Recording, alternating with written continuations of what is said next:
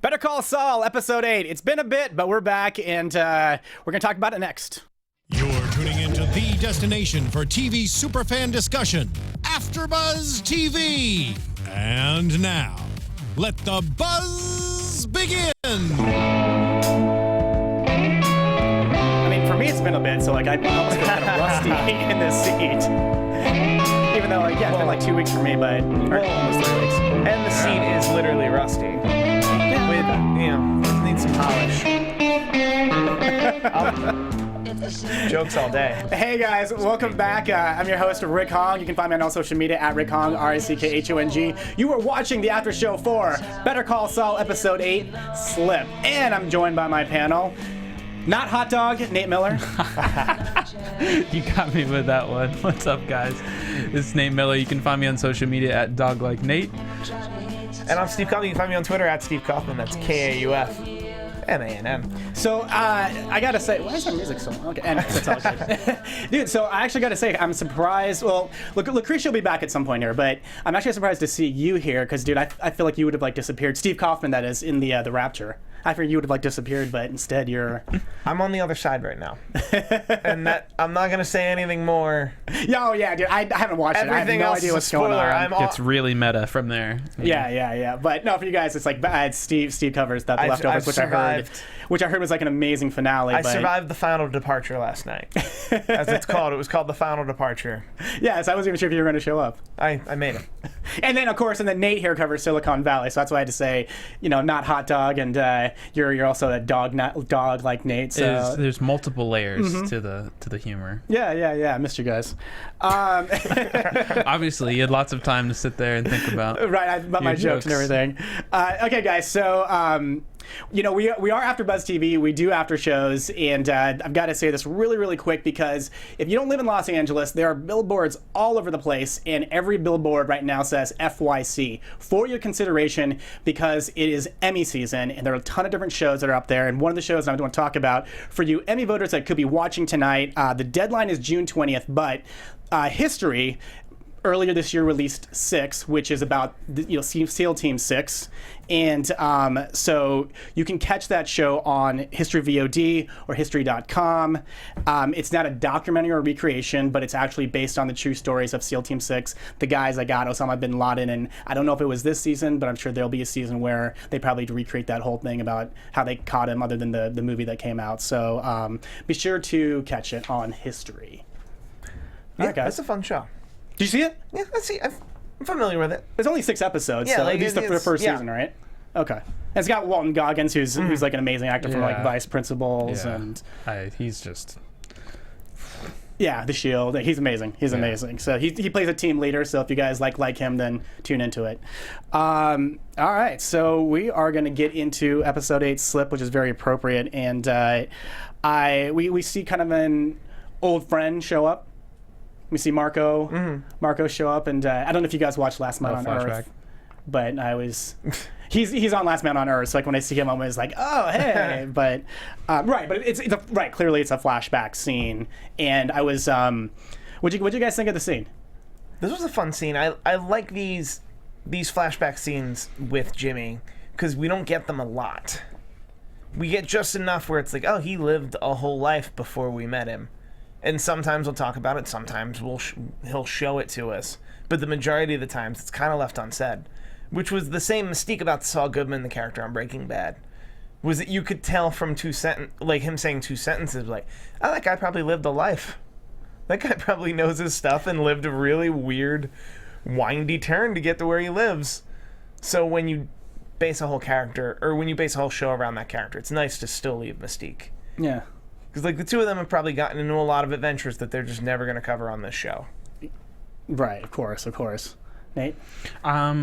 As with all of the little like intros and stuff that they do, I really find it interesting watching that and then watching the episode and then trying to see kind of how they relate. Because at least to me, it always seems like if it's not an analogy for what is later tackled on in the episode, it's usually something that somewhat relates. And I think this time it was really interesting to kind of get a picture. It's cool because you just, within that little vignette, you get so much story about his family and the store and like what happened with the store and his opinion of the store and how he got, like, we already knew that he was like stealing from the store from his parents, but we got to know more about how that started. And that's still kind of allegedly, right? I mean, we did see it happen. I mean, it's kind of a given. We did see it happen, but we don't know how many times he's done it because it's like Chuck's skewed version. The one thing I will say though is that like Chuck being Chuck and doing Chuck things, he's not a liar. You know, maybe he takes things to the extreme, but he wouldn't say that he was stealing from them, you know, taking money from the till if it never happened. So we know that had to have happened for sure. But hearing him tell the story about the coin too, and like seeing the wheels turn in his head, talking about how like his dad is trying to go above and beyond to like give this guy his coin back, when he's like, Dad, what are you doing? Like, that, you know, his loss, our gain. And then so to see that and then see how it plays out later on in the episode with him, you know, like the episode title, slipping back into, you know, Saul Goodman, you know, as we saw with Marco, the guy getting all the cons. It's cool to see that kind of dynamic where it's the same thing in the beginning of the episode. It's him coming back to the old place to find his old stash and talking about the old gigs, whereas later on we see him where he's again kind of coming back to those old ways and again kind of relearning, like, all right, well, this is what I'm gonna do to, like, you know, get by. Yeah, and at least in this scene, the great thing about it is we get more context of how they figured out the whole scam in the bar. Where, like, by saying is like, here's the George Washington, the coin that was like it's worth like worth $4, and we can get this much. So we kind of we actually see like how they like really came up with like that scam. And I think Marco even says he's like, these conventioneers, you know, these like from farming or whatever, talking all day. Yeah, it's great. I mean, this show is always so good at continuity, and the way that they're able to show a scene and then you're able to understand what's going on in the scene, but there's still questions about like what happened before, what happened after, and then later you get those answers, but it's never in the way that you expect to. They don't just show you what happened and be like, all right, here you go, here's what you missed. The way that they kind of explain around it so you can put the pieces together is really cool. Like, I like the way that you put it together, and for me it was almost thinking that it's sort of, we're seeing, we have Jimmy, of course, but it's almost like we're seeing our version from Breaking Bad of Saul Goodman. We always thought that turn was going to happen like right away, but instead the middle Saul Goodman productions came in instead. But now, like, throughout this, I mean, like with the flashback and towards the end of the episode, as we'll further talk about, I feel like we're now starting. I mean, I don't even want to call him Jim anymore. I just want to start calling him Saul for that, because after like how the episode developed. You better call Saul. I'm sorry, guys. It's late. I should just see myself out. Hey, I'm not the only one with bad jokes. That's all right, dude. You're making me look good. Okay, let's start with your guy, Mike. Yeah, I mean, because you've been kind of I know that, like, at least last time I was in this seat, yeah, you were missing a little bit of Mike. Really Mikeless, and when he is around, I mean, this episode he still didn't do too much, but I think it was the little that he did was really important. So, I mean, I'm guessing the body that he found was, what's her name? Anita? I'm guessing that was. My assumption was the body was the driver that got killed because of him. The one that he saw them shoot in the... Or didn't he watch them? Wasn't that by like a house, though? Actually, you know what? For a second, let's rewind. We see him get out and get in there. What did you guys think that he was looking for? I had no idea. I had no idea. Same thing. A dead body was not what I was expecting him to see. I was thinking that maybe he buried some money out there, and he kind of lost a little bit of track. Or he found out that somebody else buried money out there, and he was going to get it. And these were all details we just didn't know. Like, there was a lot of mystery to that scene, and but also, like, best filmmaking on television. I was gonna say, like, you guys, I know you like that sequence.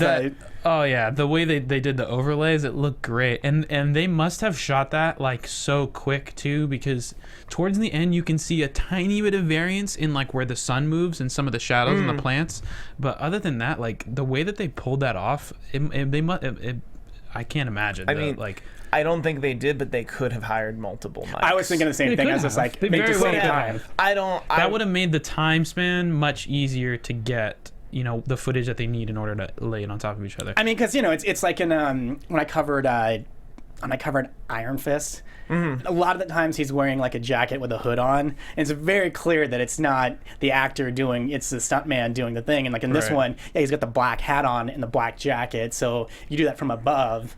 I mean, you could definitely. My production, speaking of hats, if I wanted to put on my production hat for that, what I think I would do is I would have the B unit early in the week go and do that with a bunch of stunt people that look like Mike, so you have it.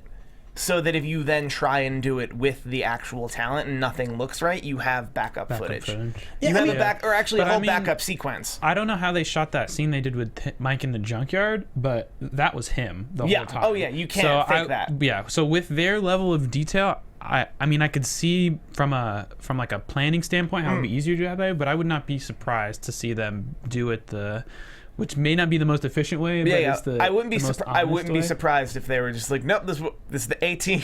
The A team is shooting this overhead.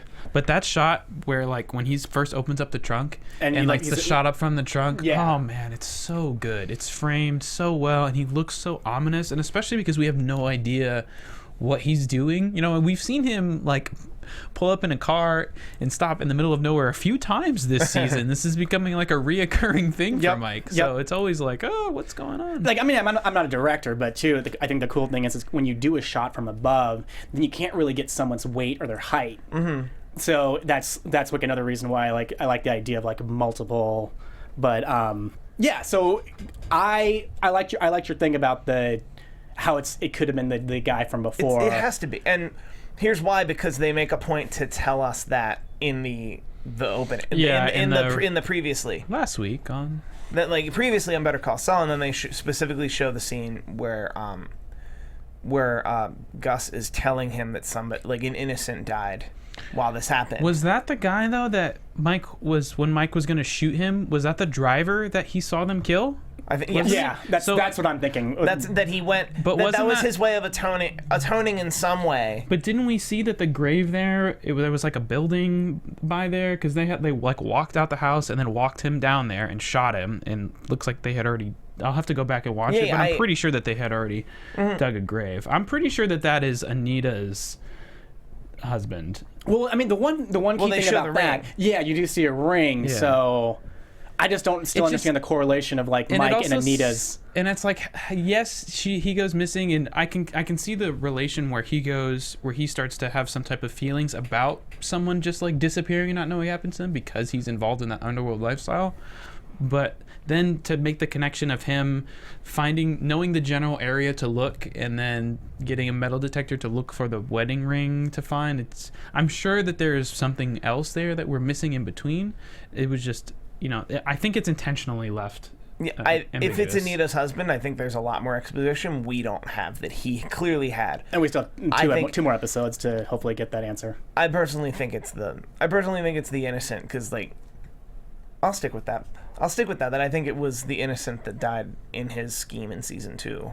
So then from there, like Mike's going to see Gus, and he's asking for a favor of, I want to say like because he wants to launder the money through. Well, I think he was also thinking about how like what if he does just die, and get buried in the desert or something. If when they find that money and there's no like legal trace for the money, it's going to go away and the family's not going to get anything. So that's why he's trying to. Correct me if I'm wrong, but I feel like 200,000 was a very particular amount that came up in Breaking Bad.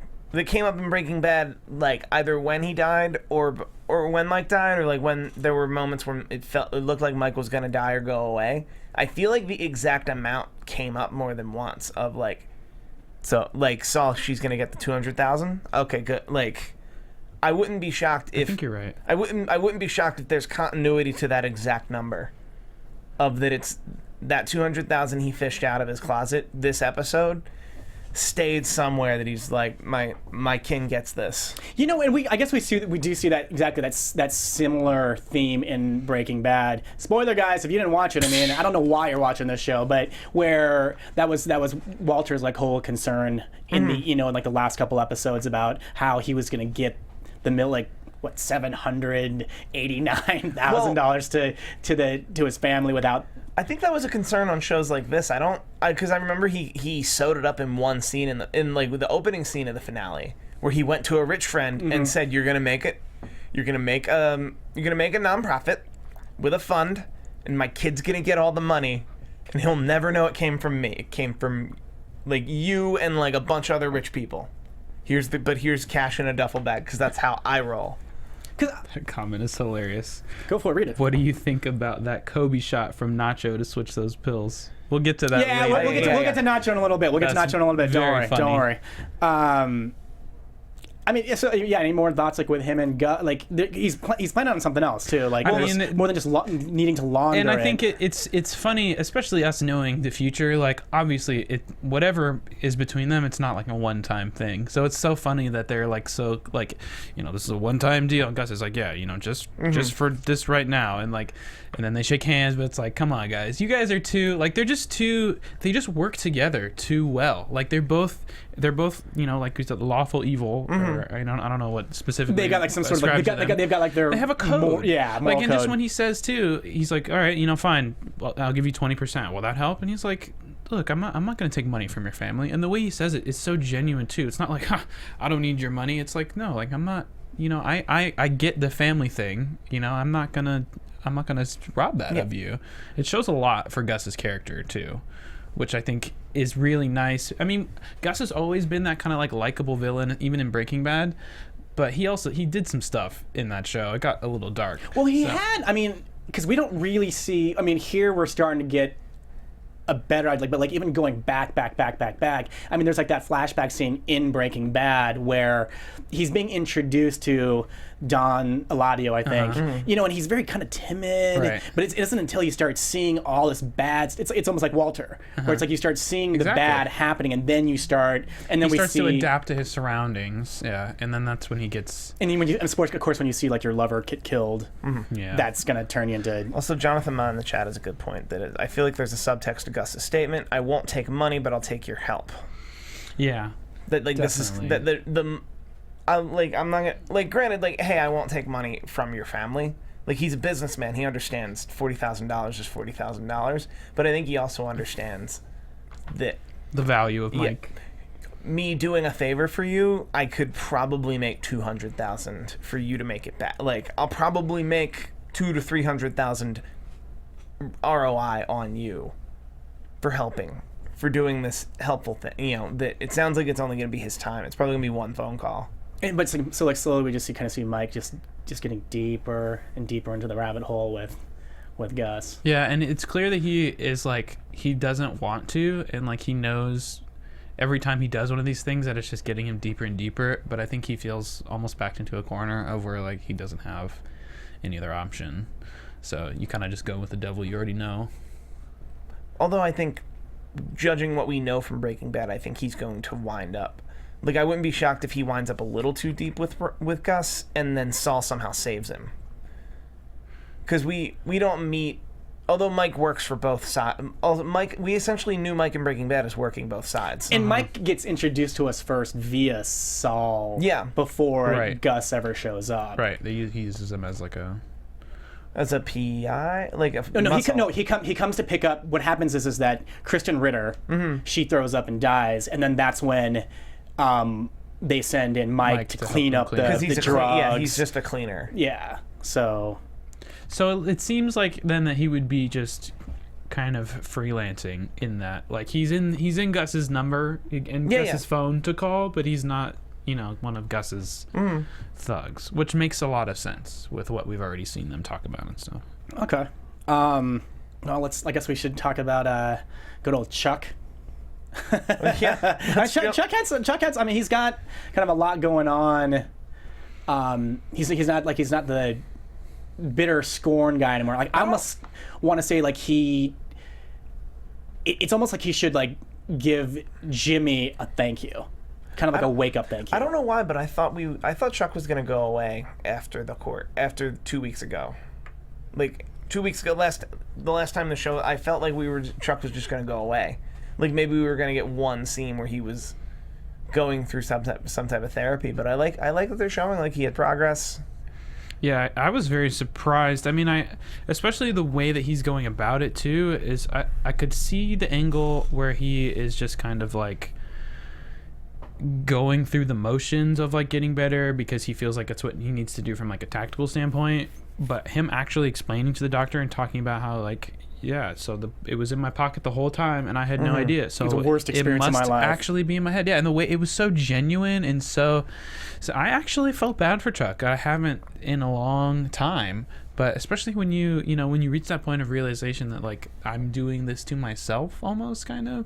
But the scary thing is his like feverish passion to like, now that he's creating some type of progress, to like just like blunt full force and be like, no, I'm fine. And she's like, well, it could take a couple of years, ease into it. And he's like, well, maybe not for me. Sometimes, I mean, I think but it does happen, I think, for certain people that have I'm not an expert, I am not a doctor, but just if people have like a mental illness, like at least I've read where sometimes when people are on like a certain type of prescription drug and then they tell themselves it's like, I feel better, and then they get off the drug, and that's the mistake, is don't get off the drug. And that's antidepressants, that's usually a huge problem, that someone would get depressed, not actually talk through it at all, gets prescribed antidepressants, and then at a certain point take antidepressants so much that they're like, I feel great.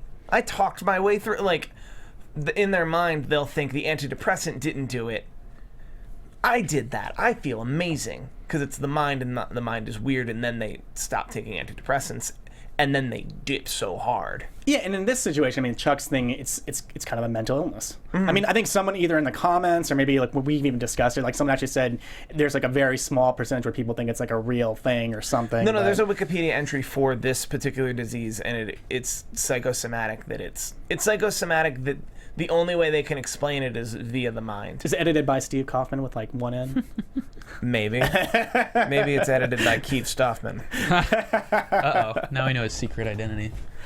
Hey, dude, don't start being Kim, man. Don't start feeling bad for Chuck, dude. Chuck's an asshole, man. I don't like Chuck. I mean, I'm pro Jimmy. I mean, and like I said, I think Chuck owes Jimmy a thank you for I waking agree, his ass but up. To be completely honest, I never would have said this before, but I could actually see a scenario where Chuck does thank Jimmy, and it may not be in like a, thank you so much, you really helped me out, but in like a, look, you may have not intended to help me, but you did, thank you. And it could come at a point of where Chuck is now, rehabilitated and able to come back at Jimmy, maybe.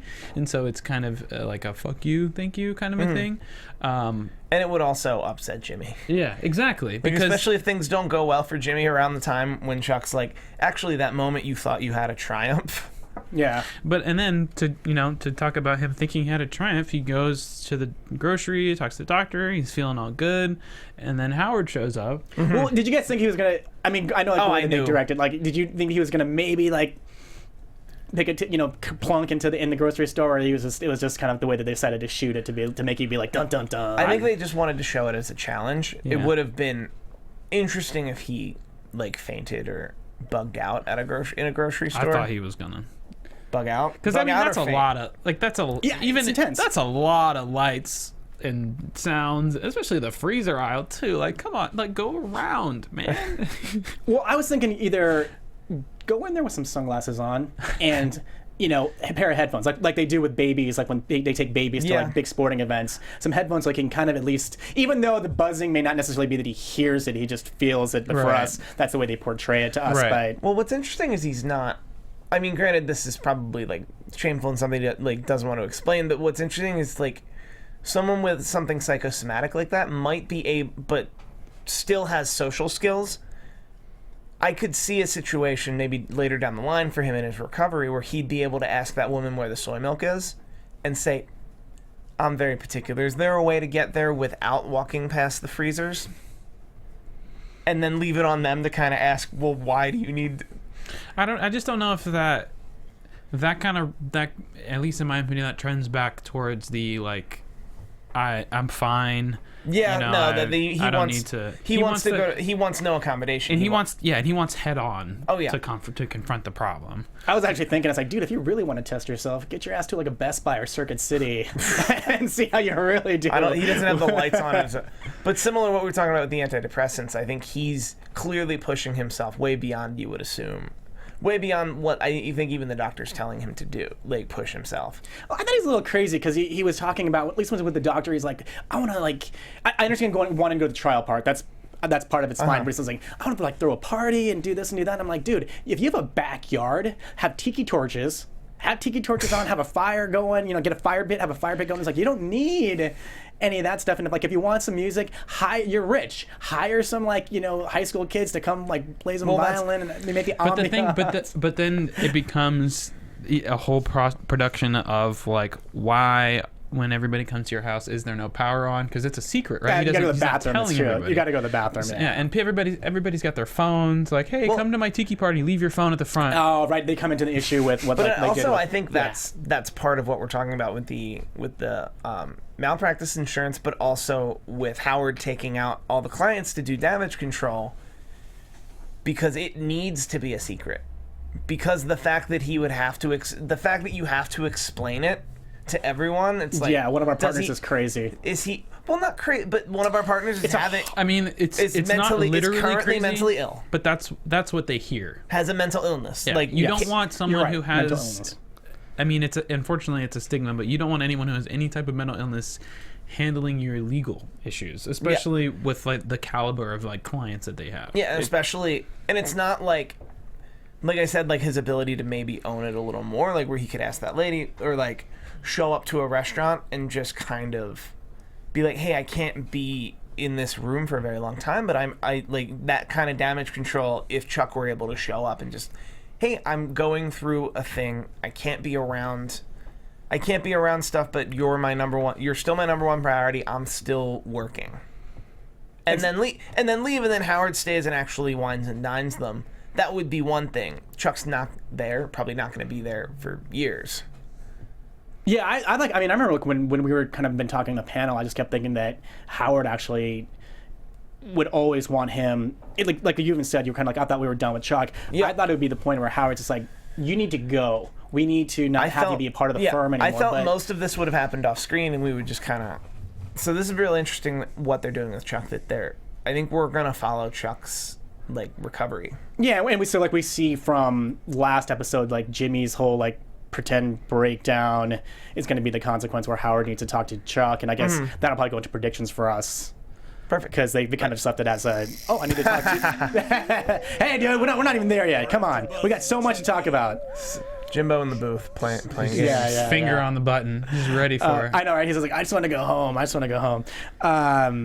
Okay, so speaking of Howard, so then let's go into Howard and Kim. Kim's getting all the confidence in the world from Mesa Verde, or at least the guy. Yeah. He loves her. The girl, no. I don't think. No, the gentleman, we're forgetting, but I'm forgetting both their names. But the gentleman is obviously the one who owns Mesa Verde or runs Mesa Verde. And then the woman reports. I'm pretty sure the woman's name is Abigail. And they're friends. They were friends. But they're friends. So it's not that she doesn't like Kim. It's that she doesn't. She understands the situation as a whole. Oh, and she saw the thing last week where Kim kind of had the little snap at her. Yeah. But or 2 weeks ago. But she knows that. I think she just knows that Kim doesn't run a 10-man operation, and he might not know that. He might deal with enough lawyers and enough stuff that it's oh wait, oh, she's doing a bunch of work. It must be her and her team.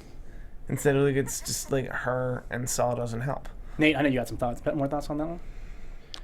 Because I know you were disagreeing with me a little bit. I was just gonna say, I don't think that she's. I mean, I think they are confident about her. I don't know how confident Kim is feeling in herself. And it's Paige. Jonathan on the chat's got us. Oh, thank you.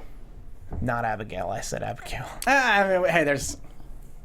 I think she's feeling guilty for sure. Obviously, as we see, and a continuation from last week of her still feeling guilty, and obviously she writes that check to try and assuage some of that, especially with how much she's making from Mesa Verde now. But I can't agree with her being confident, because the way that the scene plays out later when she's talking to Jimmy and her going back to end up taking the client, I feel like if she was really confident, she probably would have taken them already. And I think us seeing her make the choice to take it, even though she said that she can't and she's too busy, obviously I think it's influenced by Jimmy and her not believing him when she says, "Do you believe me?" or when he says, "Do you believe me?" I don't know. I thought that scene was really cool though. Her interaction with her and Howard, and it's really cool to see, like, Howard almost. It's cool to see them like go back and forth. We saw earlier in the courtroom, and because so much, like, obviously it's been like Howard is the boss and she's kind of like, you know, up there but not this one he's kind of losing it. He's losing a little bit, where he's like losing his cool, and he's exactly. It's like in the courtroom we got to see them kind of step up, be almost equals, and then here, like, you know, he comes over and does the whole, you know, sit down, I'd say, super condescending, you know, introduce himself, whatever. And I feel like old Kim would have just been like, wow, that's rude, and then gone on. But new Kim is like, no, screw this. He gets up and goes and, you know, asserts herself back. Well, especially the Kim that worked for him couldn't do that, whereas the Kim that doesn't work for him is like, you know what, you treat me a certain kind of way, like you treat me a kind of way like I owe you something, and that's right. Here's the literal amount I owe you. I don't owe, like, my debt is cleared. You don't ever get to walk over and treat me that way. But I think that there is a lot of honesty in what Howard said in the end about him, you know, the check is not going to assuage her guilt for what they did to Chuck. You know, whether they're in the right or the wrong is debatable. Yeah. But her feeling towards it, that check is not going to change that. And I think it's clear even to Howard why, more so than just the, like, you know, I owe you guys this, you're holding over my head. I think it's really her guilt. Like, she feels really guilty for Chuck. I do think she feels really guilty. There's some Chuck, guilt, sure. But I think the check was more about the check was more a power play. I don't owe you shit. The check was a power play to too. Howard. Also, I think she was pretty sure he wasn't gonna cash it. Because he comes in and he says he's like, oh yeah, it's like, yeah, like I built you up, like you were like in doc review, right? I mean, he was like giving her like a little bit like, of like to bury her in front of her clients, her only clients, as him. Like there's like a little bit of that rub, because I have a buddy of mine who is like, he's like a manager and he's a producer, and every time he sees his old boss, his boss still sits there and calls him, like, he's like, oh yeah, this guy, like, so and so was like my assistant, and it still just irks him. He's just like, dude, that was so many years ago. Why don't you just give me an accolade for who I am now, as opposed to so. And her rebuttal was like very Goodfellas shine box style. Very much so, actually. Very get your shine box to a certain extent was what was going down in this room. Jimbo, that was not the voice of God. That was just Jimbo in the booth. And the shots in this scene were great. That shot of Kim with the over the shoulder of the other guy, and you see Howard in the background, and like you just see that like casual glance, and then he's like, oh, excuse me, and gets up, and you see him walk over, and just the way it's played out is great. And then especially the second time, which where he's out of focus in the background, and then she's in the foreground, it's just where so it's a matter of like the focus almost acts as dust. Where it's like he's literally in her dust now. He's in her rear view.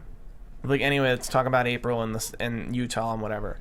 Yeah, I mean we've definitely said it all, even especially in this episode as well. Like we just love the directing of these episodes and how they.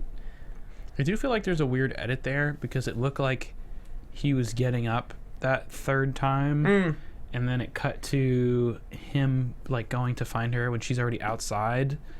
And like she had just started, like they just started their conversation, so that was a little weird to me. I don't know if I read that wrong or if that was intentional.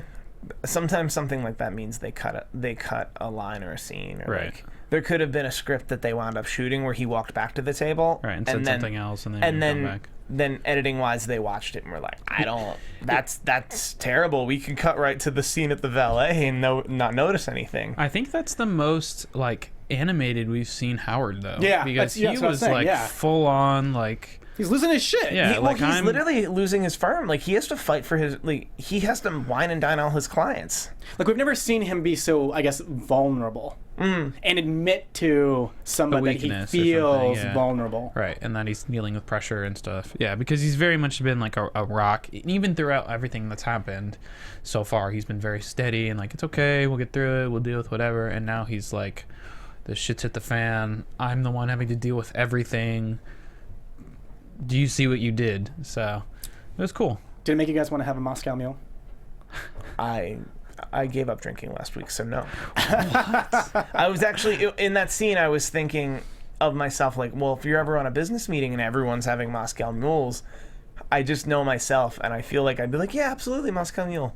And then as the waitress walks away, I'll just, hi guys, I need a minute, and then I'll go and just tell the waitress, like, I don't drink, but I don't want them to know I don't drink, so can you just give me ginger beer and lemon in the Moscow Mule cup? Whatever, dude. You take that copper cup and fucking hightail it out of there, man. That's what you would do. All right, okay. So let's get to Saul Goodman Productions. Let's get to Jimmy and Saul Goodman Productions, and those two twin guys those guys are great. But I mean, they're reneging, or like they've kind of figured some stuff out. They're kind of trying to renege, and Jimmy's trying to collect, and this is where, like, what we were talking about, how the flashback scene is now transforming, as I was saying, like Jimmy into not Saul Goodman, the director producer, but Saul Goodman as we know him. Definitely. Yeah. No, I'm just being silly. I was like, let's give him one more responses for the rest of the night. No. I mean, no. I honestly Precisely. I didn't see the slip. I mean, I know the thing was called slip, but I didn't see that coming in that particular. I didn't quite see scene. that coming either. I thought he would have a stronger. I thought he had a stronger edge in that negotiation. I Just thought he watching was that. going to get desperate and do something, but I was not thinking the injure myself scam. That was, I mean, when he pulled the stick out at that point, I was like, all right. And then when we told him to put the camera on too. Right, because I mean, at that point, I mean, like last episode, it felt like just Saul Goodman Productions was just not going. Yeah, it was already at rock bottom. And so that's why, like, when they They first did it for free, and then it was, and I thought it was interesting too. We were talking about last time is like, are they going to have people mention the commercial? Like, how are they going to know? And they did. They addressed it exactly. It was like, yeah, people have been saying they saw the commercial. It's the busiest we've ever done in a weekday, and then to go from that, I was like, wow, it actually worked out. And then they're like, maybe we'll pay you $450 instead. I was like, wow. Which Yeah, is you like, guys we'll cash you assholes. out. Like, we'll cash you out on, like, where it's like, that's rough. But, like, that, for me, it was from a negotiation standpoint, he was at 7,000 and they were at 450. We had a long ways to go, but, like, they're both at the table, like, so the idea of them walking away was just kind of silly. No, it's funny too, because they always seem to bring those guys in different shows, or like to kind of be like it's like in the cartoons where you see like the two devil and the heads. angel, and Yeah. like, they're talking to each other, and then like The one they're- is like all into it, and then the other one shows up. no, it's like, he's just like, okay, we'll give you 450, we're or done. now we'll give you nothing, and instead we see that he pulls this thing, and now he's got his $6,500, and he's got a guitar from it. I mean, and a bad back. Logan Edwards in the chat, I thought he was going to sell the lady a few guitars and renegotiate with the owners, but how it ended, 100% Saul Goodman, and I love it. Yeah, I mean, it was cool seeing the wheels turn in his head too, as he's like arguing with them, and he's like making the argument of like owning the commercial and stuff too, and you definitely see, later on as we get to the scene with him and the community service with the guy who doesn't want to give him his hours, like, especially after already seeing that scene and him kind of finagle his words around and then end up having to resort to falling, it's cool to see him then just go straight to the words, to the negotiation part with him, and start, doing what we end up knowing him so well for. He's It's Saul just Goodman. spinning people around in their heads, Well, but the one thing better than actually suing someone is getting the desired outcome by threatening to sue them. And, like, money. From a negotiation standpoint, and he did a very good job of explaining it to an everyman that, yeah, me and the judge, I'm already a lawyer. Right, it's like it doesn't cost me anything to show up. Like, it's my whereas time. for you, it's going to cost you something. You're gonna have to pay someone like me a lot of money because I'm like.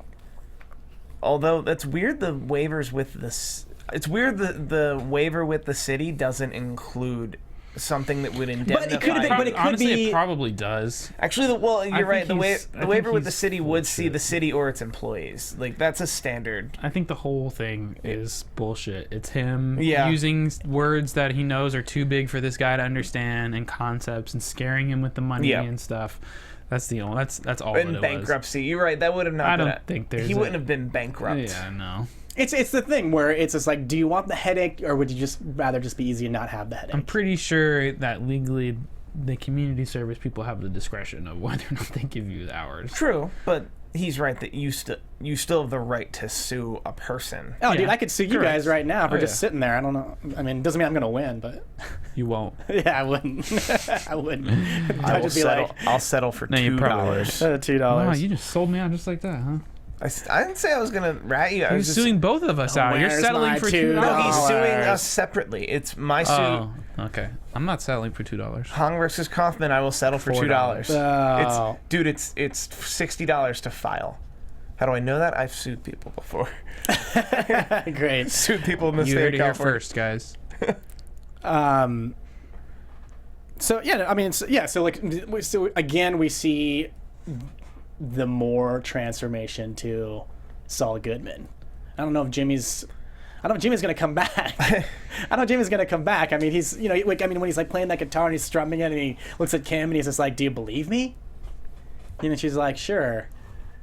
Because it was obvious. No, I don't. But yeah, I'm excited. I'm also nervous too, because I feel like with Jimmy becoming more and more of Saul, he's gonna have more and more issues with Kim, and there's gonna be some type of implosion or something coming. We'll get to predictions on that one a little bit. But now, what everybody, unless you guys have more to add, but like what everybody's been waiting for, let's talk about Nacho. Are there nachos? Yeah, I can bring it on. We should bring nachos. Yeah, on the finale. On the finale, bring we should bring nachos. Sure, why not? We'll go across the street. Nachos with pills.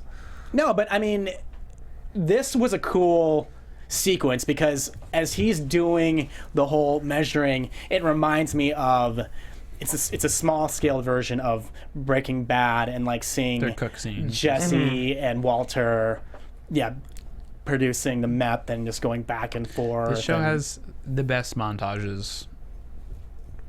Period. Yeah. By far the best filmmaking on TV, is we've been saying for a while. I mean, I definitely think it's a strong contender. I think there are a few arguments to be made, but in terms of montages, like, just especially if you could include Breaking Bad too within that, like the music choice is always fantastic. The timing on the editing is perfect. The variation of shots so that you still know what's going on but keep it refreshing. Like, man, they just kill it. And the tension, oh man, when he's practicing and trying to get into the suit jacket and him like with the hand too, like just thinking about him like standing there with the pills in his hand and like trying to like hide it. Oh man, that was tense. you gotta like, I mean, you really have to know someone's habits. Like you really, really have to know someone's like to be able to practice that over and over and over again. I mean, and clearly, like we see when it's going down. I mean, this is what was awesome about this episode too, is that they're like, oh, and the AC's out, so it intensifies like us being on the edge of our seat, trying to figure out if this thing's gonna happen. Did And, you guys think it was going to go down as planned? Yeah. Like that More or less. in yeah. shows like this, that only happens about half the time. Only because if we didn't see, say there's no Breaking Bad, I might be. Yeah. But since we concerned. know, since we kind of know, even though we always thought that it was going to be Gus, which it still can be, and not Joe to like do what ends up happening to Hector. But this one, as I would say, like I felt like he was going to pull it off, but it doesn't mean that I didn't feel, as you said, like the tension in the filmmaking, and I mean I was right there. And the suspense of disbelief was there too, that he could have not pulled it off as planned. Yeah, and clearly it's like sequence and like Just the acting was just so good. Like, there's like a solid like 3-4 minutes with no dialogue, and he's just like counting money and like looking really nervous, and like, and the look on his face too when he is like slow counting the money, and he's not even really counting, he's just like going through the motions to make the noise, and like you see Hector behind him and you see on his face like him processing, like, all right, I'm gonna do it, here we go, now's the time. And like it's like, wow. And for me, the whole time I'm watching this scene, I mean, I'm seeing him, but I'm also looking behind, Right, and because the whole Hector. time Salamanca's like, Reading, right? Yeah, You're his waiting for eyes- him to like look up. yeah, or his something. eyes are just down the whole time, but I kept perfect thinking- framing. It just keeps you so tense. Oh, And then, of course, clearly, like, he misses on target. As much as he practiced, it wasn't the right pocket. So it was like the other pocket, and then he had to be like, oh, it's not in there. He dropped the money. Sorry, don't act. Well, I think the plan was to drop the money if he needed more time, I guess. I think that was Quick thinking. Could have Maybe been. quick thinking. Yeah. Maybe it was like a like a side plan just in case. Makes sense. I thought I thought the bill thing was clever too. It's like, how do you get his attention? You know, you just put on a fake bill. I take it. Are we? Yeah, no, I mean, I was also just thinking about the other issue is, granted, not everybody counts like their prescriptions, but like if it, like he's here and he's trying to balance out the. Yeah, it looked make like he sure there's had not too much, and he did a good way job. more of the fake ones than what was in there, and I think he tried to like equal it out. I'm curious. I really want to see what happens after. Well, like, because in my opinion, the stress, like, it's stressful to like switch him those pills, but the more stressful thing is going to be afterwards. So does that happen like after he takes it and then he quickly switches it, or does he wait until he takes it and something happens and then he takes it off the body, or like? How is that going to happen? Right, as Mike told him last episode, Right. so it's like, make sure to switch it back. Right. So, especially with the way that Mike said it and the importance in it, like, we know that it's going to come into play somehow. So That should be easier though, because there'll be commotions. There'll be commotions surrounding Don Hector. But if you it don't happens, know when he's going to collapse. That's the problem. But and you don't know who's around, who's looking. well, it's easiest if he collapses and winds up in the hospital, but without his jacket. That would be the easiest. That would be the easiest way for this to happen, because then he'll eventually have alone time with the jacket and just be able to make a switch in front of no one. Well, so should we get into predictions? Yep. Here we go. All right. And now, your AfterBuzz TV. No, Nate. So you were talking like about something, and I said like that's probably a good prediction area. I can't remember what we were talking about. Me either. So the Kim thing. I think it was Kim. I think it was about Kim. Just kind of just the Their demise relationship. of. Yeah, I definitely see it, especially like with their interaction in this episode too. I think it's intentional that we haven't really seen them like hanging out or going to dinner or like anything lately. But she's busy. And then even when we see them, it's like she's like, "Oh, I saw you yesterday." Like, no, that was Tuesday. You know, it's been a while. I haven't seen you in a while. But especially with their interaction, and it's that subtle subtext of like, on the surface, yeah, everything's fine. But if you really read into what they're saying and their facial expressions and stuff, like, it's clear that Jimmy is feeling really insecure about his position that he's in and stuff, and that's causing him to lash out and feel, a certain type of way. And I think Kim has moved from the point of where she's like, everything's okay, we'll get past it, it's all right, to kind of, I don't want to say she's doubting Jimmy, but she's doubting Jimmy and like the legitimacy of whatever he's doing and whatever he will do in the future. And I think, obviously that's embodied by her taking the extra client on. I don't know, but I think also that's talking about the extra client too. I think that's gonna play out somehow too, because she's already really busy. If we know she's taking on this other huge client. Speaking of her extra client, Logan Edwards in our chat says Kim is quitting Mesa Verde. I don't particularly agree with that, but I want to say it as for the record, because the chat doesn't stay around forever, that if he's right, I want him to be on record. I could see that maybe maybe that is somehow tied to her guilt about Chuck, just because of or that she's ramping up, or Yeah. that she sees Jimmy as holding up his end so much that he's like, maybe I should ramp up and be a legit law firm and take on a bunch more clients. I think it's hire associates and like. I think they. We've had the debate all season long, and like even when Zach was here, we had the debate about how we never saw Kim in Breaking Bad. So like, did she exist in Breaking Bad, but we just never saw her because she wasn't one of the main characters surrounding that storyline, or did she never make it to Breaking Bad? And like my whole thing has always been, I think this is the demise of the both of them, the Mesa Verde thing, and her having to take on another client to cover Jimmy. It's like another distraction, and like it almost like with Howard. him having his whole meltdown or his like temper tantrum or whatever it is because he had to do damage control. I figure Kim might has to do the same thing. I think she's damage control for the both of them. I agree. We've said this before. I think she's in Omaha. The present post Breaking Bad timeline, she's in Omaha, which is likely the same city that Jimmy's in, but he can't see her because he's in like underground witness like ghetto witness protection, if you will. Like you don't report to a sheriff, you report like. I could see that happening. I could see that happening. That's just like this kind of a. I only have one big prediction. I think Don Hector winds up in a wheelchair, but not, but has nothing to do with the pills. I don't think. Okay. I don't think the pills do it. I don't have a good theory on what else happens. It might be the stuff that Mike is doing with Gus. Do you think we'll see Don Hector in the wheelchair by the finale? Or? By the finale of this season, and I think the pills are a red herring. Like we should think it's the pills, but it's actually going to be something else. Okay, I like that one. Someone's going to kick in that door and shoot him in the spine.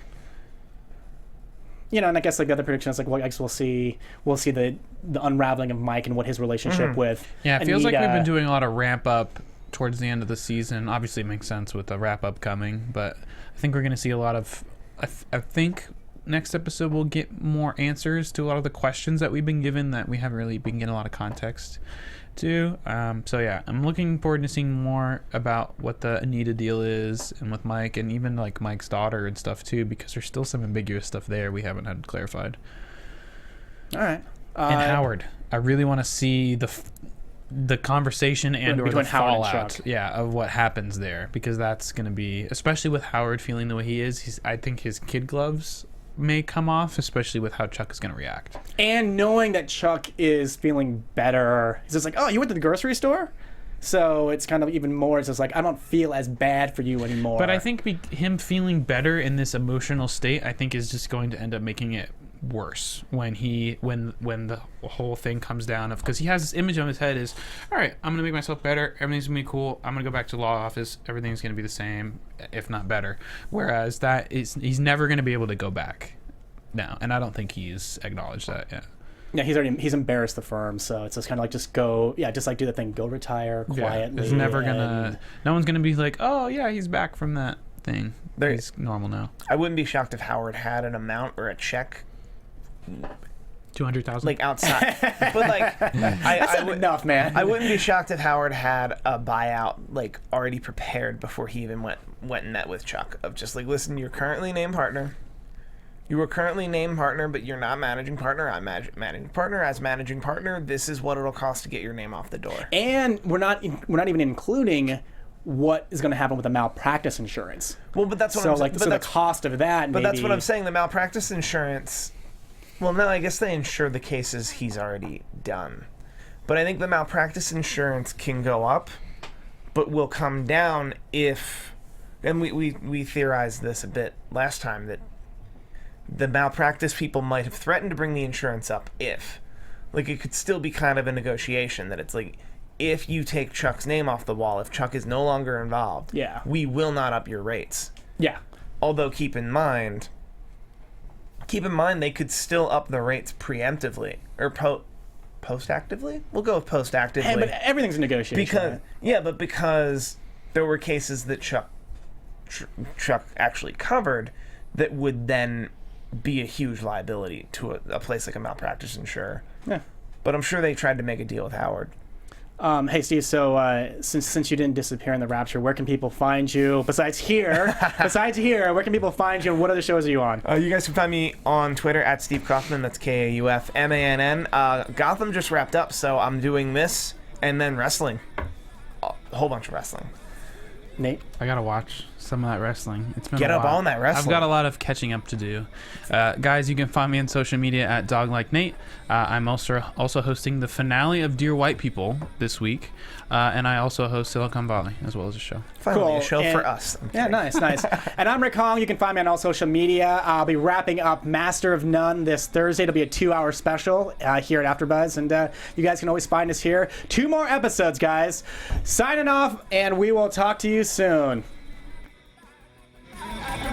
From executive producers Maria Menounos, Kevin Undergaro, Phil Svitek, and the entire AfterBuzz TV staff, we would like to thank you for listening to the AfterBuzz TV network. To watch or listen to other after shows and post comments or questions, be sure to visit AfterBuzzTV.com. I'm Sir Richard Wentworth, and this has been a presentation of AfterBuzz TV. See you later. The views expressed herein are those of the hosts only and do not necessarily reflect the views of AfterBuzz TV or its owners or principals.